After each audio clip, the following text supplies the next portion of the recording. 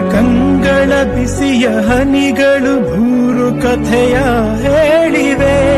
ನಿನ್ನ ಪ್ರೇಮದ ನುಡಿಯ ಕೇಳಿ ನೂರು ನೆನಪು ಮೂಡಿವೆ. ತಂದೆಯಾಗಿ ತಾಯಿಯಾಗಿ ಮಮತೆಯಿಂದ ಬೆಳೆಸಿದೆ. ಬಿಸಿಲು ಮಳೆಗೆ ನರಳದಂತೆ ನಿನ್ನ ನೆರಳಲಿ ಸಲಹಿದೆ. ಆ ಪ್ರೀತಿಯ